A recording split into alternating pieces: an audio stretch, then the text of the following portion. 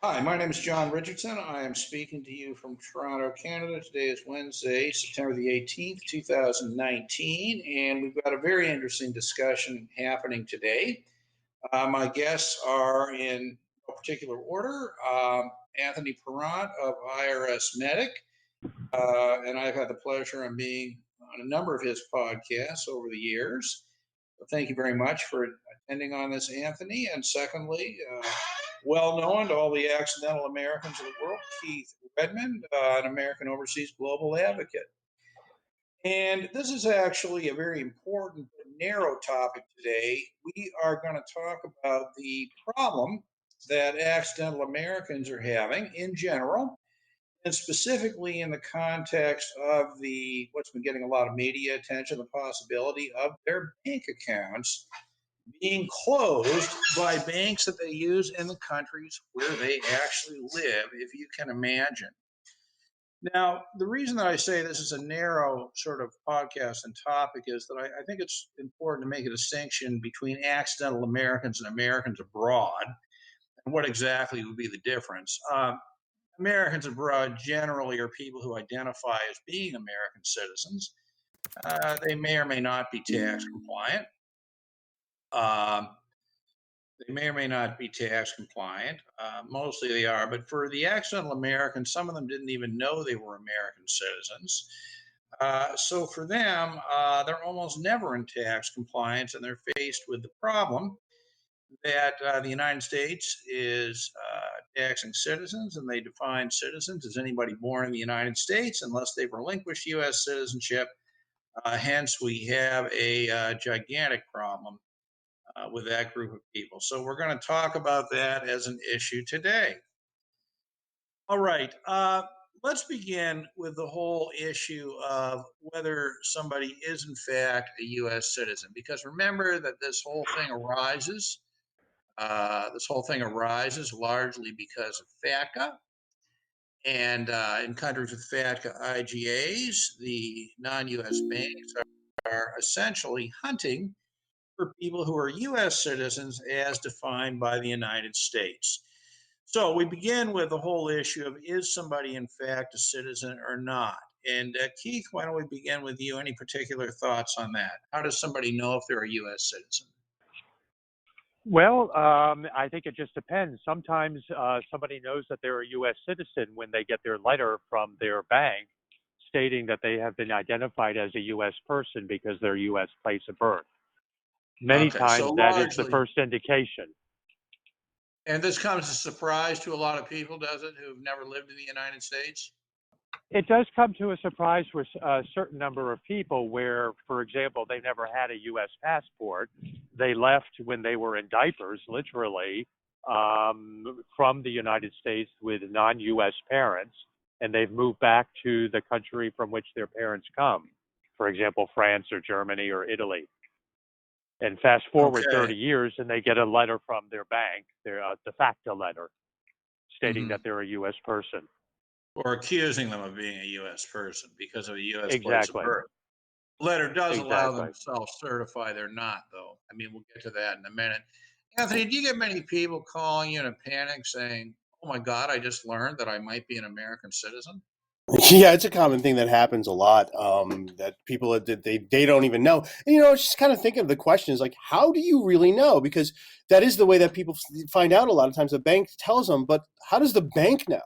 What's the database of U.S. citizenships that we go to verify whether or not we're a U.S. person? And I'm kind of questioning myself exactly how do they know they're right, and where does this go? And how is it possible that somebody made a mistake?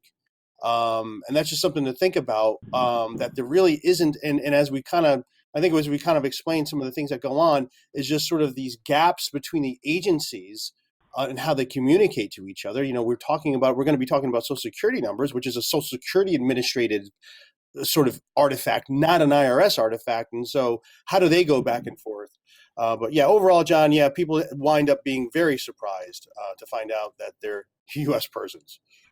Right. Well, I think what's happening in the context of FATCA, as Keith points out, it is the U.S. place of birth. But A U.S. place of birth would mean that somebody would start out life as a U.S. citizen, but it's entirely possible they may have performed a relinquishing act along the way and might not, in fact, be a U.S. Citizen, which is why all the IGAs allow for a self-certification to explain why you're born in the United States and you've renounced or you've relinquished U.S. citizenship without having a CLN, right? So this is quite interesting because I live in Toronto, Canada, where there's just an unbelievable number of U.S. born people who immigrated to Canada, particularly during the 60s and 70s, became Canadian citizens. I think in many cases they certainly believed, intended to lose U.S. citizenship. They just never got a CLN, a certificate of loss of nationality, and now they're accused of being an American citizen. I mean, what would you advise somebody in a situation like that, Keith? Somebody says, "This can't be. I became a citizen of France or Germany. I was told I was losing my U.S. citizenship." Well, to be honest with you, I have not dealt with individuals like that. Dealt with people who have been a citizen of the country of their parents since birth. So I have rarely dealt with somebody who has committed a relinquishing act, if you will.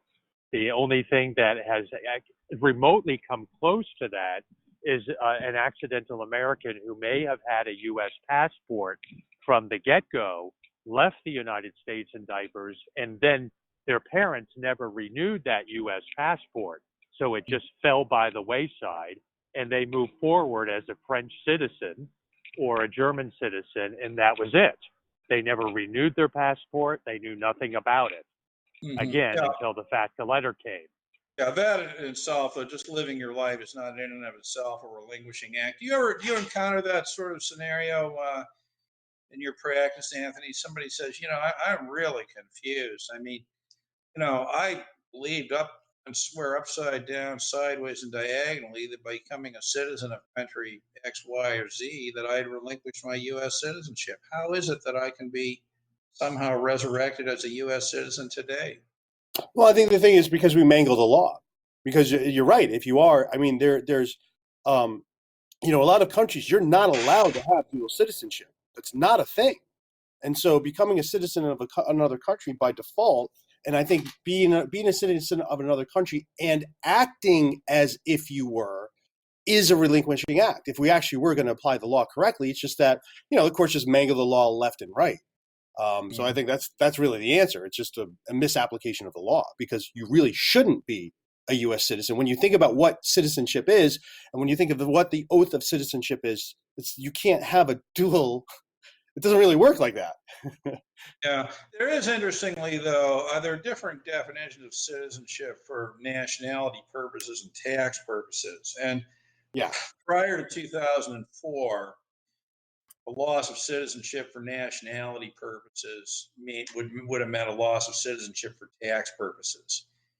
From 2004 on, through a series of two statutes, really, uh, one, they created a concept that I call tax citizenship, and two, made it impossible to lose it without certain steps, which generally speaking are notification. So, I mean, I certainly would invite somebody who believes they committed a relinquishing act prior to 2004 consider the possibility that they're maybe not a U.S. citizen at all.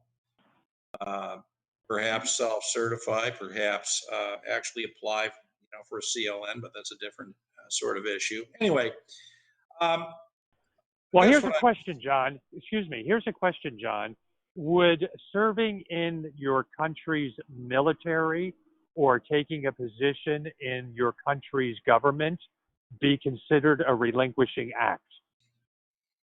Well, I don't know. I mean, first of all, for it to be a relinquishing act, Supreme Court of the United States has held that the act itself is not enough. It has to be accompanied by the intention to relinquish U.S. citizenship, number one.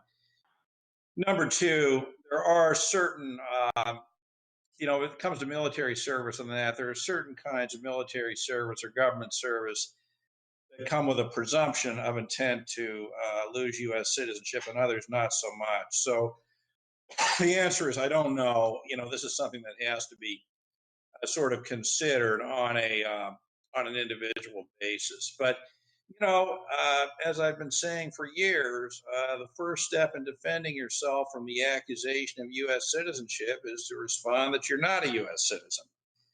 And here are the reasons. And certainly, over the years, I've done a very large number of self-certifications for people in a FATCA context. But in any case, I think that that's extremely important here because so people are threatened by bank account closures. Many of them feel the need to have a CLN, and it is possible in some cases, I believe, to get a CLN based on a past relinquishing act. And depending on the date, that could be enormously helpful to you. Um, but again, this is all in the context of these threatened bank account closures. So let's talk about how to respond to this as a problem here. So let's say that somebody gets a letter from a bank and all of a sudden they're accused of being American. It's the first they've heard of it. They're 35 years old. It never occurred to them they were American. What would be and this is understandably upsetting to them in most cases. Anthony, what would you advise that person to do? They call you up, they're upset. My God, Anthony, I found you online. I saw that great show you did with the guy in Poland. Love all your YouTube videos, and I need help. What would you advise me to do? I'm going out of my mind here. I can't sleep at night. I used to be able to sleep when I was only a French citizen, but the thought of dual citizenship, U.S. citizenship, upsets me. What should I do? The type of person that we're going to get is a person who does sort of want to keep their U.S. citizenship. But they found out, they're surprised, but okay, I'm surprised. I still didn't know. And by the way, we'll even have people who will think because they moved overseas and got another citizenship, as an adult, that by default they were no longer U.S. persons. And so now they're sort of confronted with the decision, well, maybe it's a good idea to have a U.S. passport. And so those are generally more the people that we will take on as clients, the people who still see the value in maintaining U.S. persons. As a part of percentage, it's a very small percentage of our clients who actually do go through and the thing is as a tax attorney, I do have to advise compliance. And that's really the only thing we do. If someone's calling us to not comply, then there's really not a role for us, right? So everybody who comes in, it's like, okay, we're going to comply, and then we're going to go run it through this way. I've certainly have talked to plenty of people where they didn't really see the benefit of complying because what's the sense? They had nothing in the U.S., no ties with the U.S., no reason ever to go back. So it becomes a point of, well, I don't think they're going to catch me. And now there's just sort of stuck with now the other part is that, well, their bank account. Now what do you have to do? And so now we're seeing people trying to figure out, like, all right, well, maybe I do have to do something. Wouldn't these be mostly people with U.S. Social Security numbers already? I am trying to think about that, and I'm thinking that you know what? I think nearly everybody that we've had, right, has, and I think maybe two people we have had over the years hadn't had Social Security numbers, but mostly everybody already does, of the people who call us. Yeah. So their situation, at least, is administratively perhaps more simple. But I'm glad that you make the point that there are a lot of people. Well, there are people, okay, who are pleasantly surprised to learn they're U.S. citizens. They see it as an opportunity. I mean, there are people like that, and interestingly, um, I mean, people will pay millions of dollars, for a second citizenship. And what's interesting to me is that these accidentals, if they are in fact American citizens, are actually able to get U.S. citizenship if they want it by basically just doing a streamlined filing for 3 years, right? Yeah. And and then they're in compliance. They can have a U.S. passport. I mean, there are people who will see that of value. there are plenty of people who don't, but I think it's important to note that there are a lot of people who would see that of value. You would agree with that? Yeah, I do, and I mean, here's really the problem that we're running into. And I just got off with a client who, lives in a country where the exchange rate isn't the greatest, and he saw our bill for doing his corporate work, his 5471. He's like, "Wow!" I'm like, "Yeah, I know. Yeah, it's a little rough." So when whatever for sort of the perspective of us, you can't really say that's the cost. You have to give it a multiple. And now it really starts to get absurd when you have someone who, okay, this is a really complicated 5471 and you're charging them $5,000, which is what it was. But where they're living, it's like, no, that's more like $20,000 and they're middle class. Oh, and by the way, this is all so he can get a refund of $2,600. There's no tax that's going to be due to the United States government whatsoever. And so here's somebody who was thinking about, no, I think I keep my U.S. passport. Well, you know what? The invoice from us right now is like, yeah, this is going to kind of, and we're pretty decent on our billing, and it's still really, really expensive. So now you got to think, it's like, well, why am I going to pay $20,000, the equivalent of $20,000 every year to get a refund?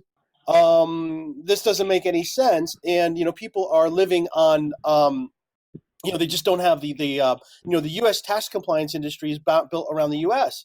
And around the world, not only is it expensive as it gets really expensive when you take into account what their standard of living is in the country that they're at. Right. You know, yeah, I think also you need to keep in mind when you're dealing with moving forward, if somebody wants to keep their U.S. citizenship, it's not just about the U.S. tax compliance cost moving forward. It's also how are they going to be able to live a normal life in their country of residence moving forward. Because if they acknowledge that they are a U.S. citizen, that they are closed out of many of the financial products that could benefit them in their country of residence. So that's another aspect to keep in mind when taking a look at what is the future value of maintaining one's U.S. citizenship. yeah, Because I deal with a I lot. would call that the opportunity cost. I think I agree that the opportunity cost of this is, I think, in many cases even worse than the compliance cost. But can you? I know this is a horribly general question for you, Keith, but I mean, could you give some examples of things that people are shut out of? Well, the basic thing is shut out of various types of financial products. Like in France, they can be shut out of a savings retirement product called assurance vie. They can be shut out of certain retirement products. They can be shut out of certain mutual funds. They can even be shut out of getting a mortgage. So we're talking some very basic financial products for them Yeah. to take advantage of if they were just, and I'm only using France as an example, it could be any country, but where they're just a French citizen versus a French citizen who happens to be acknowledging their American citizenship as well. I know for me, the majority of the accidental Americans with whom I deal, the majority do not want their U.S. citizenship. They don't identify as Americans. Okay, before we move on to that group, which is sort of the main event here, just adding to what you said there, Keith, and inviting Anthony to add anything that he wants. But on the issue of the financial products they're shut out of, I think this is largely driven by the kind of tax treaty that the United States has with another country. Well, I think it's also driven by FATCA as well, that banks are very leery about having anybody with, as I like to call it, a U.S. case. They just don't want to take the risk of any type of penalty or any compliance costs that these banks do that would have. So they would just say, nope, we're not accepting you whatsoever. Yeah, I would agree with Keith on that. That's the real driver behind people getting their losing their life insurance policies, their mutual funds, is because they are a U.S. person, and just the U.S. financial industry just doesn't want to be bothered. They just don't want to be bothered, and they're fine discarding the few people that are overseas, or not Well, even the not only, U.S. No, the U.S. are fine, but I'm yeah. saying the four. Right. I'm sorry. Right. The foreign financial institution just doesn't want to be bothered. Is it overkill? Probably, but can you blame them? You know. No, I don't think you can blame them at all. I mean, I think that this is, an absolutely obscene intrusion into the financial structure of other countries and the residents of those countries. I don't think there's any two ways about it. But what's clear from what both of you are saying, and I do agree, is that it is extremely difficult to live outside the United States as a tax resident of another country, be in compliance with the U.S. tax laws, and do any kind of reasonable, retirement financial planning. Very difficult, and this is why people are renouncing. I don't think they're renouncing because they want to. I think they're renouncing pretty much because they have to. At this point, unless they have an incredibly simple financial life. Um, my opinion I have on this, and I emphasize this is an opinion, is this: that long run, I think the only way that Americans can keep their citizenship, be tax compliant, and live outside the United States is if they learn to do their own taxes. Do either of you have any particular thoughts on that? Wait, to do their own taxes? I mean that's a wow. If you are incredibly competent and have a model of what exactly needs to be filed each year, sure, because I mean the problem with when you file is now the IRS knows about you, and with foreign returns, you have some crazy things and forms that are required, and so you're alerting the IRS that you exist and the possibility that you have some additional forms required. And by the way, the IRS may or may not incorrectly assess you these penalties that you may or may not be able to fight back on. Yeah. So, And you have to also have a very simple financial oh my profile. God, yeah. I would say filing your own return as a U.S. person overseas is one of the riskiest things you can do. I mean, you got to be real careful or be Right. completely judgment proof. That's Well, one way.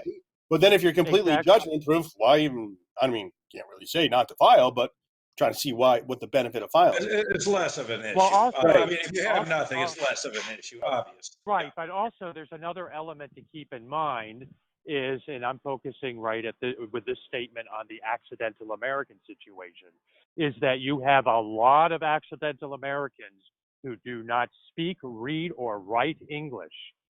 And even when Yeah. they have a simple financial profile, they do not have the ability to go through these tax forms. Even as a native Okay. English speaker, it's very difficult. Exactly. That's what I was exactly going to say. There's a lot of people in North America who can't understand them either. I mean, I think that when it comes to understanding the U.S. tax system, it's actually equal opportunity confusion. Nobody can understand it. I think this is very much demonstrated by this 3520 penalty brouhaha that's going on right now. That's been written about at tax connections and that sort of thing. Let's move on to the whole accidental American thing, where we presume that the worst thing that could happen to them is to be accused of being American.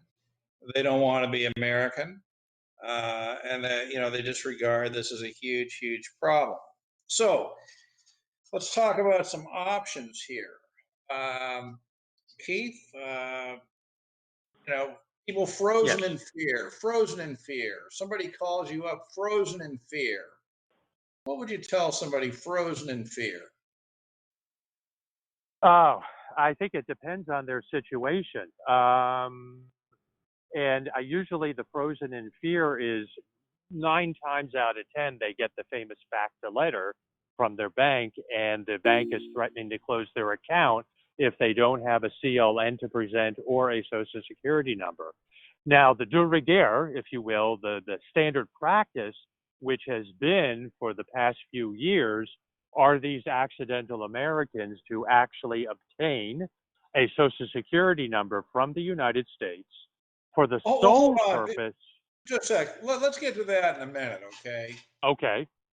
Anthony, do you think that there are people, at least when they're frozen in the moment of fear, where maybe what they should do is, well, do nothing at all until they think this through and feel it through? Yeah, that's sort of a hard question for me to answer, as I always have to advise compliance. Uh, Right. Yeah, but it could be next so maybe Keith, compliance yeah, could be I don't know, next maybe week, Keith right? wants to I, answer this question. I think it depends on the bank situation because I've dealt with people who have done nothing when they've received their FATCA letter and they have received no follow up FACTA letter from their bank and it's just gone away. I've also dealt with people who have self certified on their own and sent in their self certification that they've outlined, and the bank has accepted it and it's gone away. Okay, But I've also hold dealt with on. people who, yeah, Keith, let's not get ahead of ourselves here, okay? Because it okay, seems to me that these are all sort of different issues, and I want to segment this off so that they're seen as different issues. So, first of all, I mean, I think that Anthony would agree, all right, that to wait a week or two to figure it out is not to fall into willful noncompliance. You would agree with that, at least, Anthony. Absolutely. Yeah, you got to do your research, and Okay. and to echo Keith's point, which is truly obnoxious.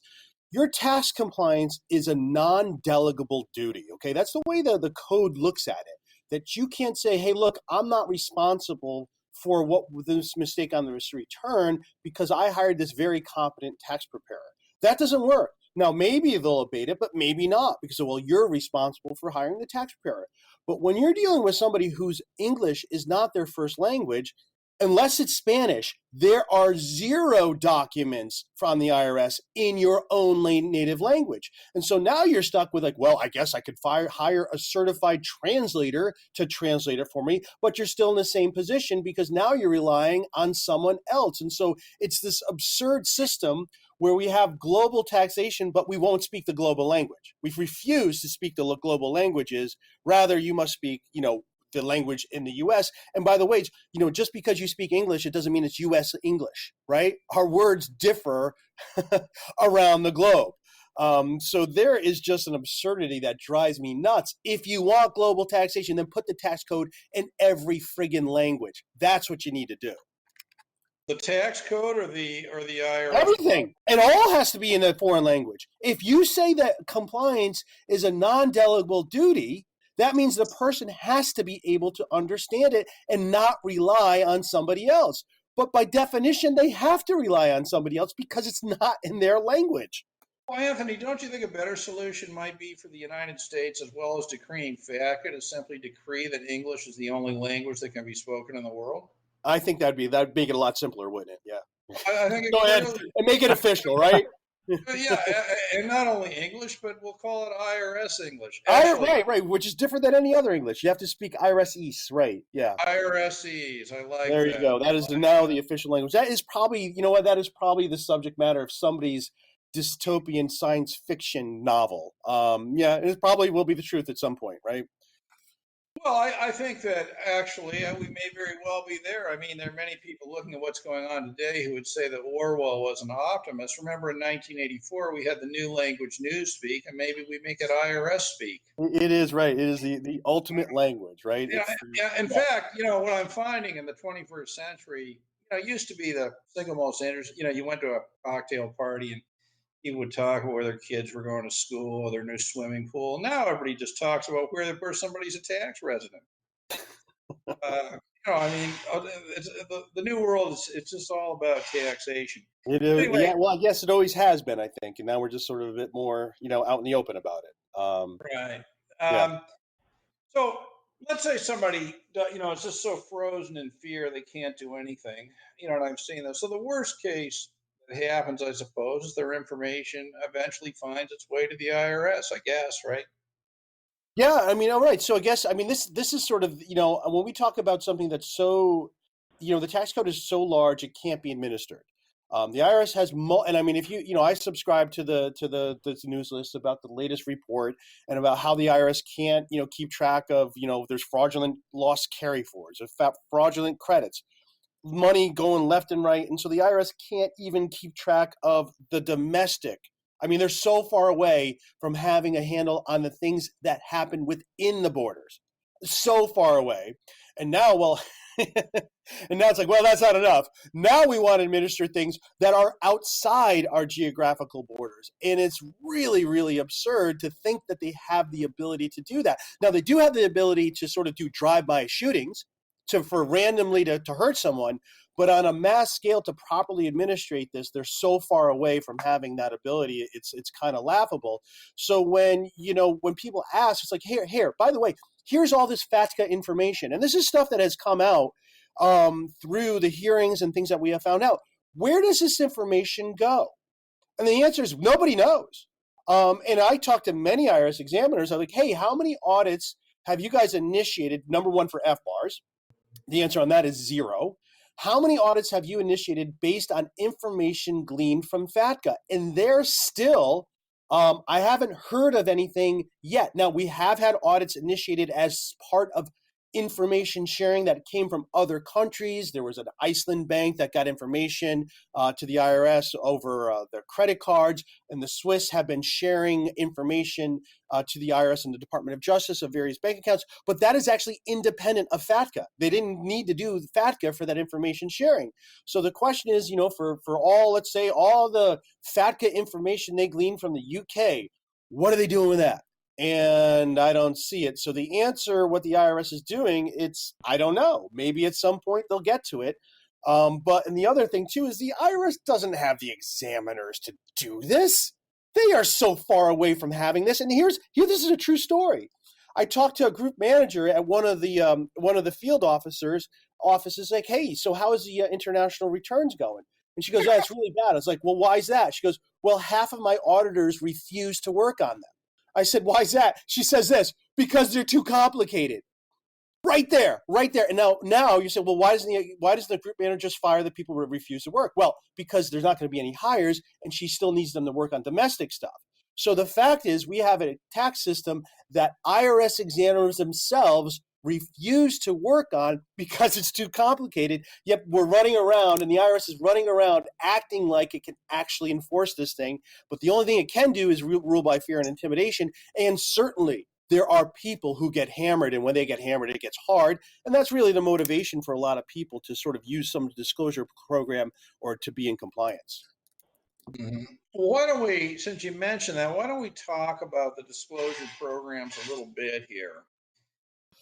Now, yeah, well, I would say this, and I would say, I've been looking at the IRS relief procedures, and whether it's a good idea or a bad idea, to me, it comes down to one question: okay, how so much discretion? Procedures, you mean the ones that came out last week? Right. This is the relief procedures for certain former Americans. Okay, so whether this is a good idea, the merits, I don't want to get to. This is my fundamental question, because this is the difference that I've seen. Is there going to be some sort of discretion of some IRS examiner when you submit this, or is this something that's just going to kind of go in, be processed, and there's no talking to? Because here's the difference. If this is something that is, you just file it and it gets processed, okay, well, I'm going to say, okay, that's like the streamlined process. Okay, the streamlined process is pretty good. We haven't had problems with that. Okay, the complete disaster, and I mean disaster, and the IRS should be full of shame for what they did, is what they did in the offshore voluntary disclosure program. It was absolutely disgusting what they did. They really, really angered me because, oh yeah, you got to do this, otherwise we're going to do this and this. And so we would have people coming forward like, okay, I want to come clean and do the right thing. So the people who came forward the quickest and the soonest to say, oh my God, I have a problem. You know what? They were the people who got hammered the hardest. And we're looking for relief for these people. And the IRS is looking to hammer them again and again. It's like, hey, yeah, client, you know what? If you just waited, you would have gotten a better deal. And the IRS hasn't accepted responsibility for their completely asinine behavior. I don't trust them. I don't trust the discretion of this, because they start to look at people as targets. And they don't look at them as individuals. Oh, yeah, here's a guy who lives in Switzerland and he's got $1 million in his bank account. Oh, yeah, you know what? Let's kind of ruin him, right? Yeah, he's 70 years old. Let's ruin him, right? There's nothing wrong with that. It's like, right, well, what did he do wrong? Okay, maybe he missed like $10,000 of taxes and didn't file some friggin' forms. And you think it's okay to ruin this person.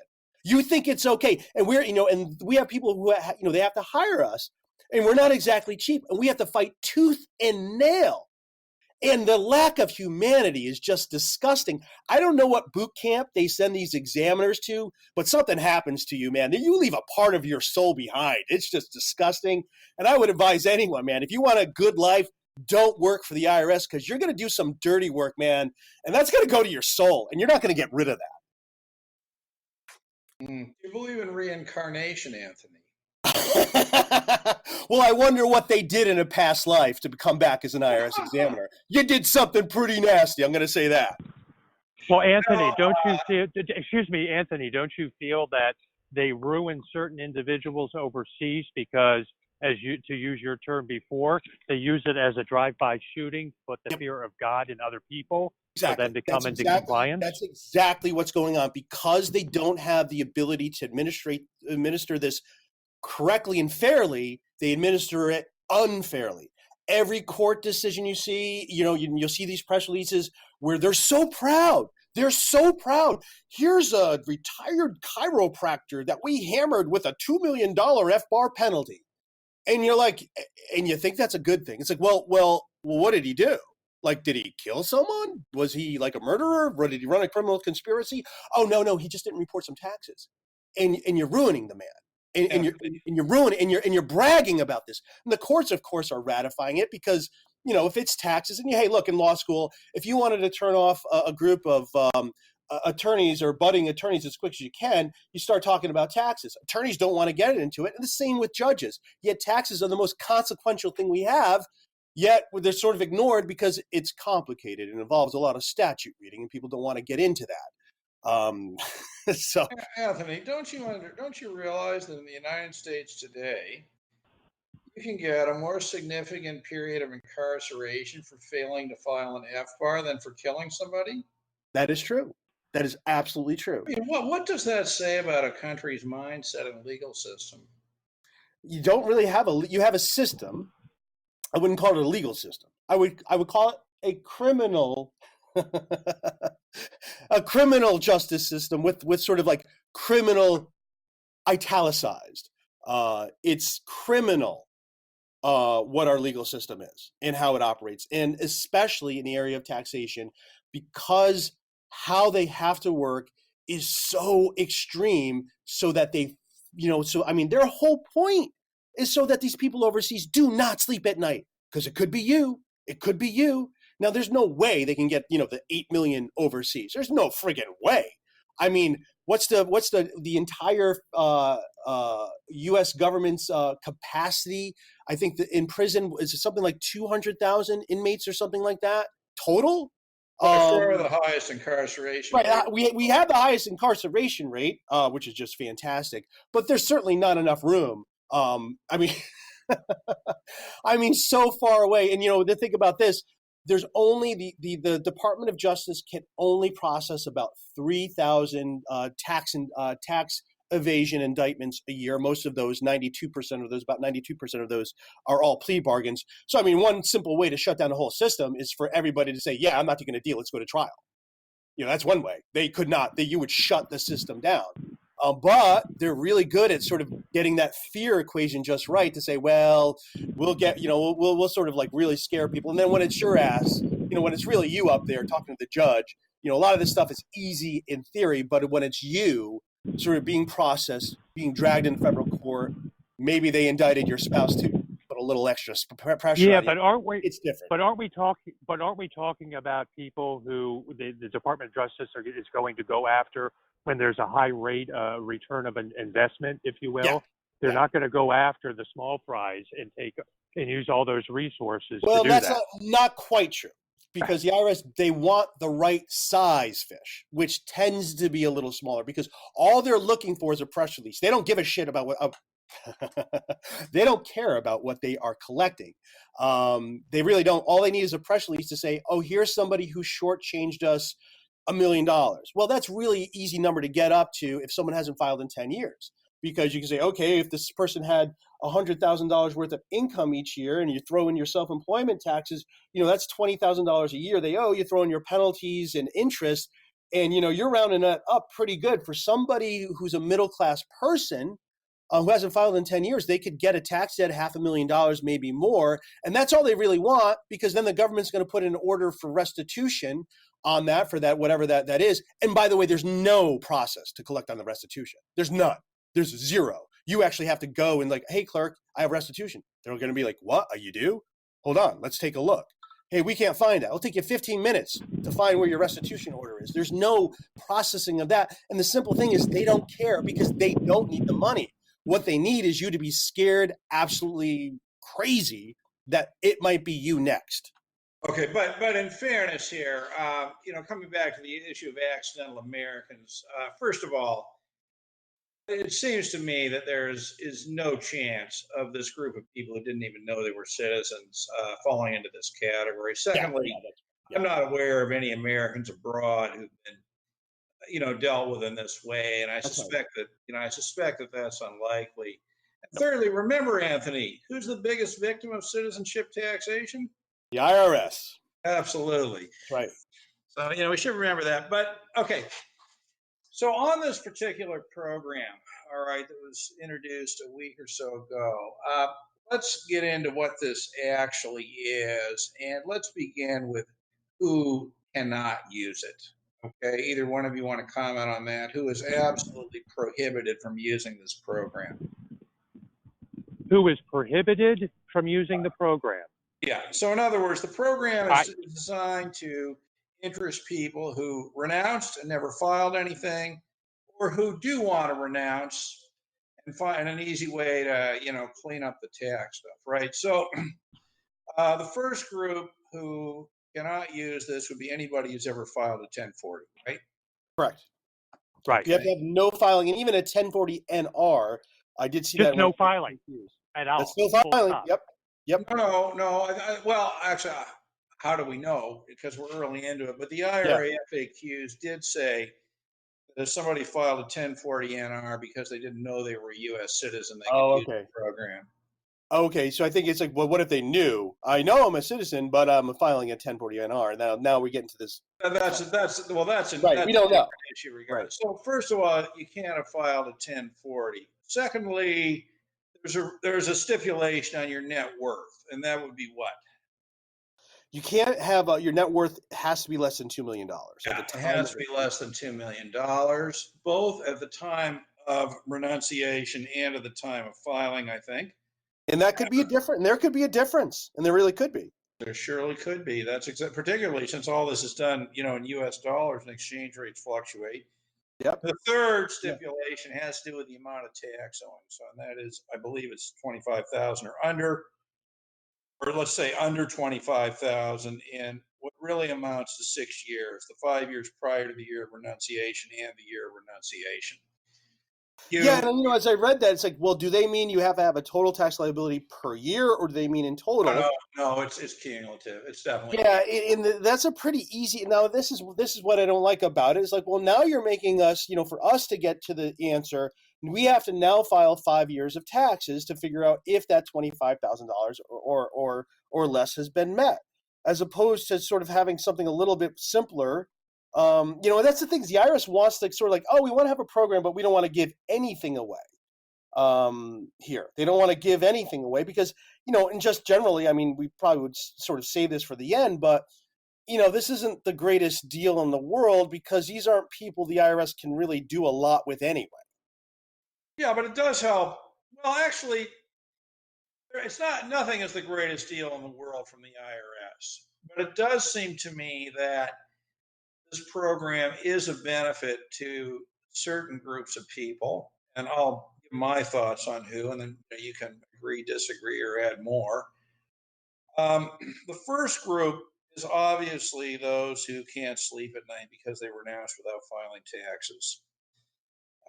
And there are a lot of people like that, and if it's therapeutic for them to deal with it, why not? Because ultimately this is about moving individuals forward. A second group of people, in theory, okay, because remember that renouncing without filing would make you a covered expatriate, would be those who would be concerned about being a covered expatriate from the point of view of bequests made to U.S. citizen children. Now, that's a group who might want to consider it. And a third group would be those who want to clean up their tax situation without having a social security number. Because interestingly, this program clearly states that a social security number is not required to use the program. And that is, hugely beneficial to the group of people who, want to renounce and want to be in tax compliance. Keith, do you share those views of mine, or do you think that there are no benefits to this, or do you disagree with any of the specific ones I've suggested? I Is guess that question posed? Is that question posed to me or Anthony? John? Well, both of you. Let me just go ahead and speak. I think it's going to be, each case is going to have to be weighted on its own merits as far as retroactively entering the U.S. tax system after one has already renounced. I think it depends, it's going to depend on their situation.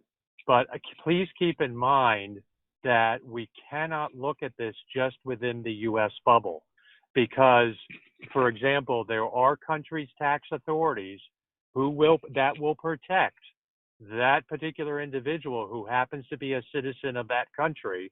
They will not do the IRS bidding. France is one example of that. So there's really no reason or benefit for the accidental American who has obtained a CLN without entering the U.S. tax system to all of a sudden retroactively enter the U.S. tax system. They're going to be quite reticent in doing that because they're not going to want to be on the IRS radar, and they know full well that they have the protection of their country's tax authority. I think those are very good points. What do you think, Anthony? Are there benefits to this program? Why would somebody? Well, I mean, let's break it down. Now, I'm only speaking the reasons retroactively. I gave, I'm the not reasons speaking I gave, proactively. we're prospective. Retroactively, that's a difficult question. I think that's largely based on, does somebody need it just for sort of emotional closure? What do you think, Anthony? Are there benefits to doing this retroactively? Are there benefits to doing it prospectively? And what do you I think? would say, retroactively, I'm not entirely sure on that. Prospectively, I could see somebody wanting to do it. Now, it's just that, here's really my problem with it, and kind of, I'm just seeing it from the taxpayer's perspective. If you meet these criteria, right, it's because you don't make a lot of money, right? It's because you don't have a ton of assets. Yet, what you run into in order to do things correctly with the IRS, it's really not a function of how much you make. It really is not a function of your assets. It's just a function of what you have. Depending if, if you have a foreign pension or if you have a business, and then you have to do 5 years of tax prep to figure out. Now, maybe you don't have to do some informational returns. I'm not entirely sure what they want there, but you do have to certify an 8854. So yeah, that is required. So you're giving this, here's a great program for people who, just don't make a lot of money. And it's really expensive.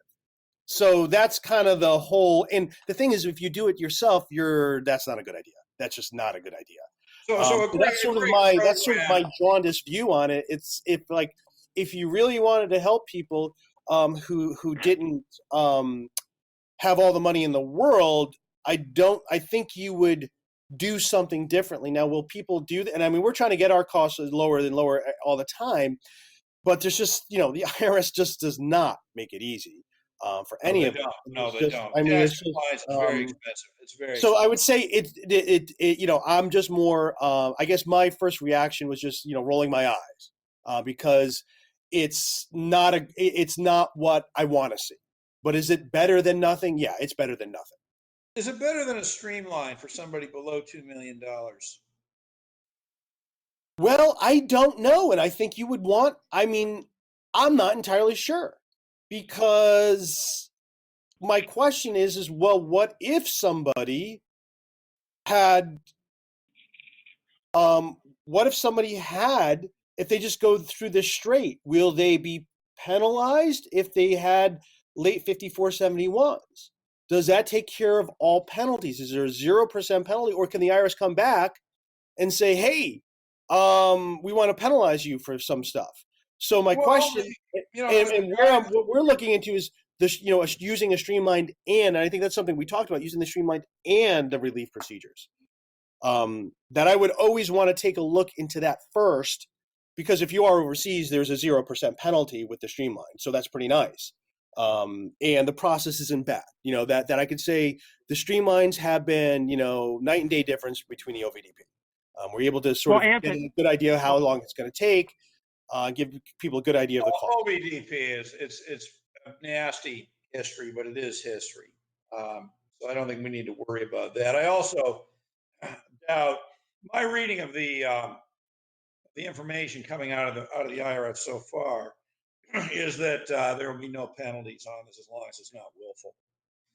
By the way, Yeah. here's a And I question. mean, then I guess this is a thing. So I guess I guess can you be willful, right? And then use this because yeah, I mean, their documents they say that they state, is the 8854, which includes because in 8854 you don't actually need to file 5 years. You need 5 years of compliance, which could be different.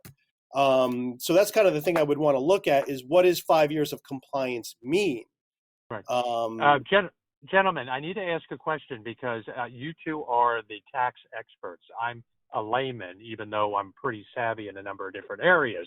With No, this new there are program no that the tax experts, Keith. yeah. There are no U.S. Yeah.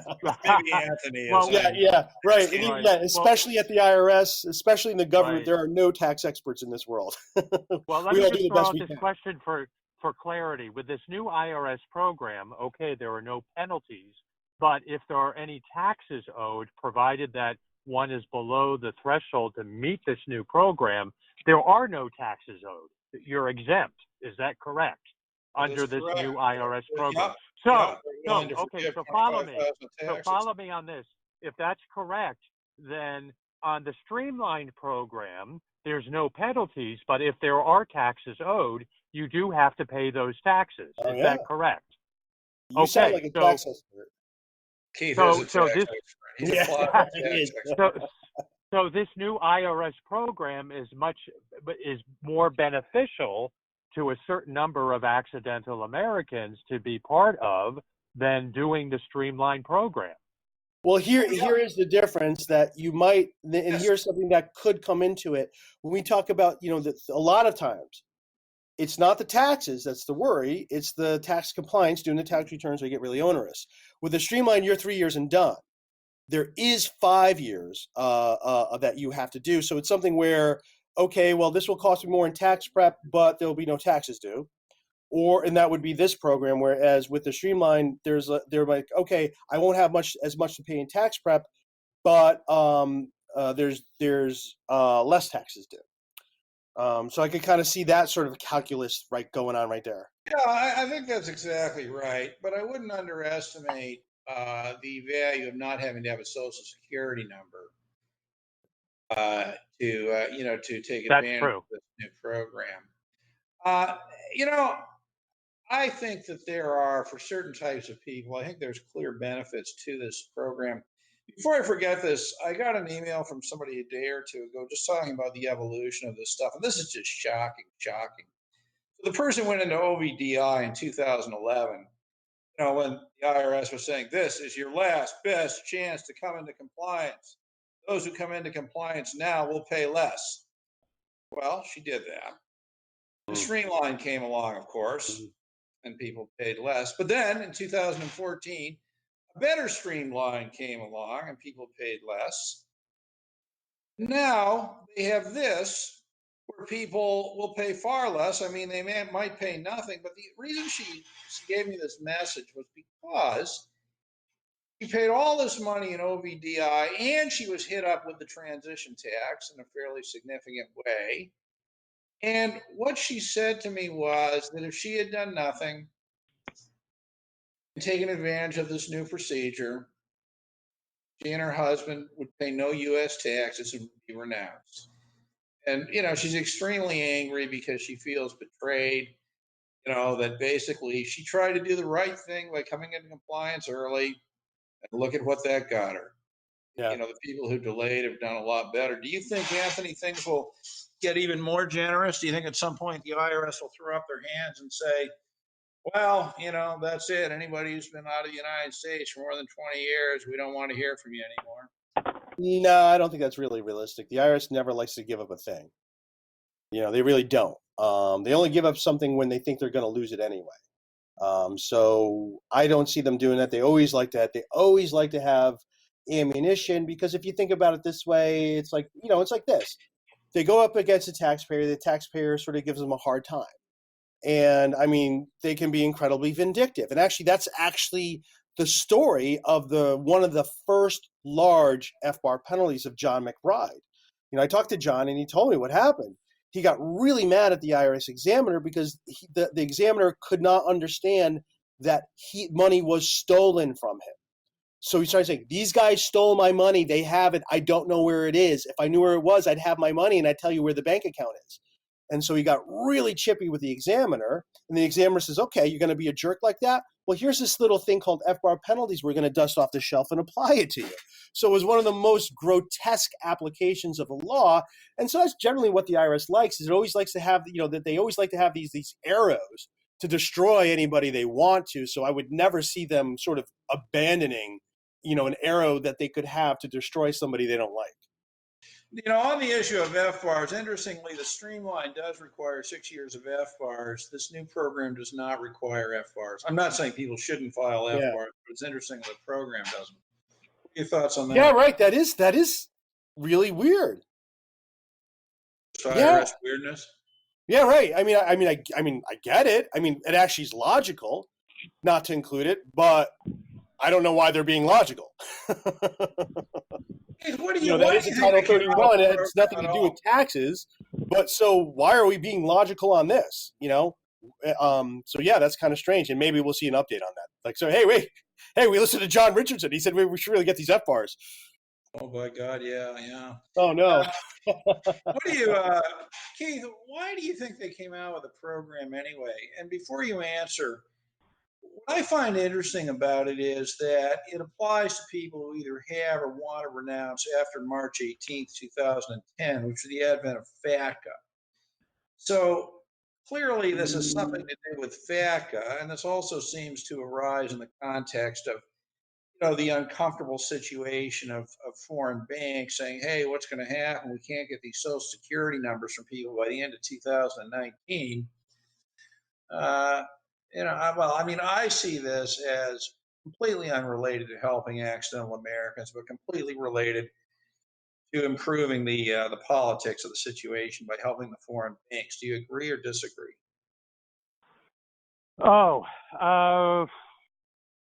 Partially agree. I do know for a fact that this program has come into fruition as a result of the French and Dutch delegations going to Washington and pushing back on the Department of Treasury as it pertains to their citizens who are accidental Americans, and most especially from France and from the hard work of Fabien Laagre and his association of accidental Americans. This is a direct result of that. Why don't we call it the Fabian program? Yeah, well, then I'm going to like the program more then. Okay, then I'll like it more. Yeah. There's been a lot of hard work to get it. So Fabian program. Yeah. Exactly. And what's ironic with this program is that is it perfect? No. Does it help certain accidental Americans? Yes. But guess what? It also helps certain Americans overseas as well. And it's as a result of their singular focus on getting some type of relief / amnesty. And that is why this program has come into play. You know what, Keith? That's a really good point. And that because we have a lot of people, we have to deal with negativity all the time, saying nothing's going to change. We can at least say this is a change in a positive direction and maybe not be so negative on it. It's like, okay, here's a positive change we've actually seen as a part of some intense advocacy. And that's sort of the challenge that we always have is, people say, look, this isn't going to change. It's like that ends up being a self-fulfilling prophecy. So I guess, look, somebody did get the IRS's attention. They really did. So Fabian did a great job, and I think the whole group. So we can at least count as a victory for a step in the right direction. This is more than an IRS change, because if you really read the stuff that came out, there's actually a joint statement from the State Department and the IRS, and because the State Department talks about the whole Social Security number thing, and the IRS is talking about the taxes, and you can view that as good or bad. I see that as actually somewhat alarming because it suggests to me that there may be sort of interaction and joint purpose coming from Treasury and state on these renunciations, and that I think would not be a good thing, particularly if it evolves into needing Social Security numbers to renounce or something. I mean, we're a long way from that, but I could imagine it coming. Hey, John, I do have to get on another call right now, or pretty soon. And Hey, I what, think do you have 3 minutes? I have 3 minutes. I All absolutely right. do. What I'd like to do then in the 3 minutes is let's just, we wrote down 6 options here for people. Yep. Okay, we've been a bit all over the place. So let me just recap what these are. And these are not recommending any of these options. Okay, these are just logical options. The first is, at least for a while, when you have your oh my God moment, you do have time to figure this out intelligently. And still be non-willful. You don't have to, the next morning, call Anthony and start filing U.S. taxes. The second option, logically, is the banks are asking for Social Security numbers. Well, that's fine. They can ask what they want, and maybe people will supply them, and maybe they won't, and who knows where that goes. Third option would be to either renounce or relinquish, and the IRS generously states in their information in relation to this new program is that people can renounce or relinquish without being tax compliant. And if the IRS says you can do it, I guess you can do it. So there must be people, well, clearly there are people who are renouncing or relinquishing without being Yes, there tax are. compliant.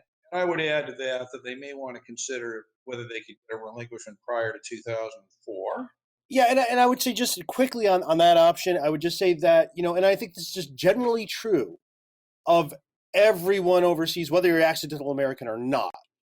When we're talking about criminal charges, that's really not you, okay? If you're overseas, I think that we found one case where somebody was overseas, but actually they just moved, they just happened to be in Israel. They really weren't there for something that occurred in the U.S.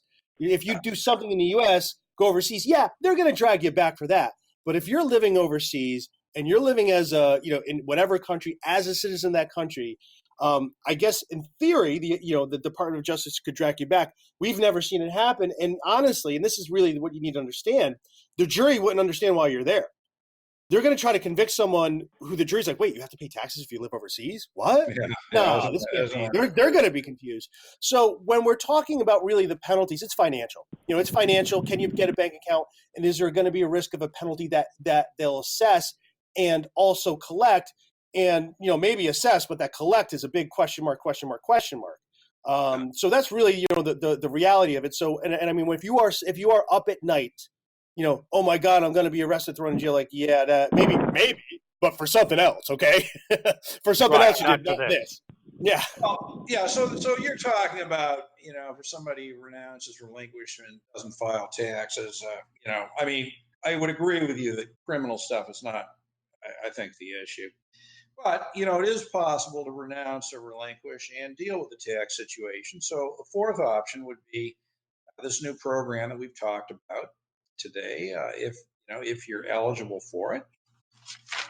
A fifth option would be take advantage of the streamlined. And these would be people who, in my judgment, would have over 2 million net worth and are perhaps entitled to the dual citizenship exemption, et cetera, a renounced streamline. And the final option would be for that group of people that Anthony identified in the beginning who are just simply overjoyed to learn they're Americans. What could be better? And, for them, they can come into compliance and get a U.S. passport and live happily ever after, maybe as an American overseas. I think those are the options, and I think what you do depends on your individual circumstances. That's exactly right. Yeah, there is no, and we've said this many times. There is no one size fit all. There's no hack to the system. You kind of really got to examine your unique situations and also what your goals are too, and that might differ. That your goals could differ from your spouse too. So, that's exactly. And I think I think also, and I can't remember which option, that this is something to keep in mind if you are an accidental American, and John, you can explain this a bit better than I can, is that if you are a dual citizen since birth, then you're not going to have to pay an exit tax. Can Well, you? there's a little more to it than that. It's a necessary but not a sufficient condition. But Okay. certainly that's. I mean, I think the point here is that people do need, I think, decent counseling and analysis of their own situations. All right. Now, one final point that I would like to make here that was not made was this: that we talk about streamline versus this new program. Both of them require non-willfulness. There's a specific definition of non-willfulness for the streamline program. I'm not certain that that same definition is used for this new program, although it probably is. That is, and it may be out, I just don't know about it, but that I think is the missing piece of the puzzle. So there we go. Been a long, interesting session. Thank you for your insights on this. Keith, do you have, if you had to leave a message for the accidental Americans of the world before signing off today, what would the message from Keith Redmond be? I would say first, just breathe. Just don't do anything in haste. Think it through and get all the information possible, and not just within the U.S. tax compliance industry, but outside the U.S. tax compliance industry as well. And to not make any hasty decisions and not make decisions out of fear, because you will only hurt yourself in the long run. And what do you do if you're so scared you can't think? Then what? I beg your pardon? And what if you're too upset to think or think clearly? Then what do you do? Go to Um, YouTube. IRS Medic. That's what I'd say. I have a talk, whole bunch of videos talk, for you. Talk to right. Anthony.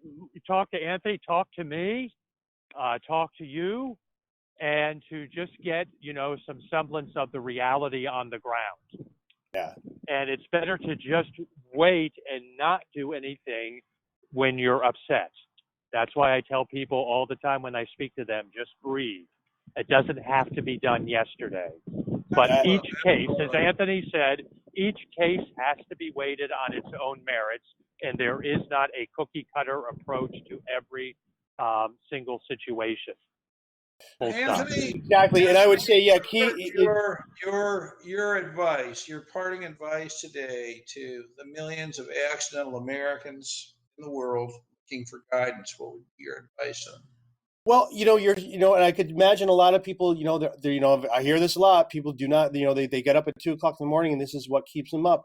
So here's something to think about. Think about it from the IRS's perspective and think about sort of how limited they are. And I kind of mentioned some of those things in this podcast, sort of how limited they are. They really don't have the ability, like go to sleep. Okay. They're not going to be knocking at your door. They're not going to be knocking at your door. Go to sleep. Okay.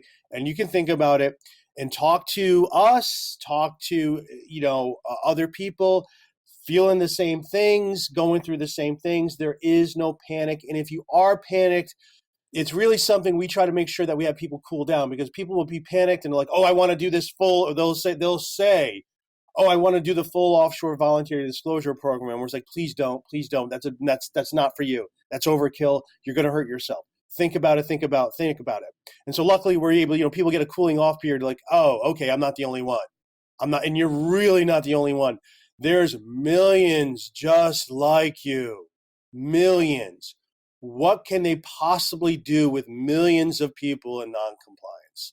And they're just really, and especially when you're overseas. So get some sleep, relax. You'll figure out a solution that will work for you.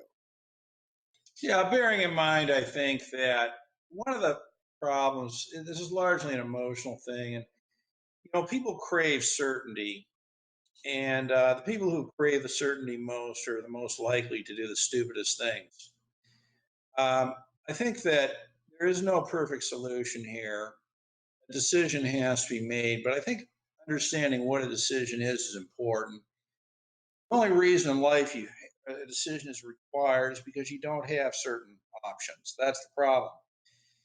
But don't be too hard on yourself. Just pick, whatever option, works better for you. There's no doubt that you're caught in the eye of an extremely unjust, immoral hurricane. You're not the one who's done anything wrong, believe me on this. I mean, the United States clearly, by having the audacity to impose worldwide taxation, according to U.S. tax rules, on people who are tax residents of other countries, is living in and administering a system that's sort of in a moral swamp. That said, it doesn't change the reality of it.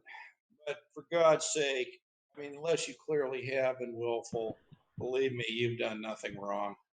All right, contact information. Anthony, you can find Anthony at irsmedic.com, and he's got a whole ton of YouTube videos that are great. Keith runs the American Overseas Facebook group, okay, which would be American called American Expatriates. I am sorry. Yes, yes, yes. The American Expatriates Facebook group, facebook.com groups, American Expatriates. And my name is John Richardson, and you can find me at citizenshipsolutions.ca, along with all kinds of writing on these issues over the years. So And thanks, John, I guys. must interject. John, I must interject also for accidental Americans.